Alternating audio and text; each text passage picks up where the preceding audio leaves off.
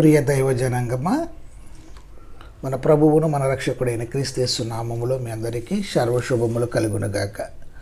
యెహోవాను నమ్ముకున్నవాడు ధన్యుడు, యెహోవా వానికి ఆశ్రయముగా నుండును. సందర్భంలోకి వెళ్తే మానవుని ప్రధాన పాపం అవిశ్వాసం. దేవుని నుండి తొలగిపోయి దేవునికి బదులుగా మానవుని మీద విశ్వాసం ఉంచడం మొదలుపెట్టాడు. తన జీవిత కేంద్ర భాగంలో దేవుని కలిగి ఉన్నవాడు తన్ను తానే కేంద్ర భాగంగా ఉంచుకుంటాడు. ప్రియులారా, ఇదే అతి ప్రధానమైన విగ్రహారాధన విధానము, పాపం. అట్టి వ్యక్తి శాపగ్రస్తుడు, అతడు అభివృద్ధి చెందడు. ప్రియులారా, మరోవైపు విశ్వసించేవాడు, యెహోవా యందు విశ్వసించేవాడు ఆశీర్వదించబడతాడని లేఖనాలు సెలవిస్తున్నాయి. అతడు యెహోవా జీవజలము అనబడే సమస్త జీవమును బలమును పొందుకుంటాడు. ప్రియులారా, నీతికి మూలమైన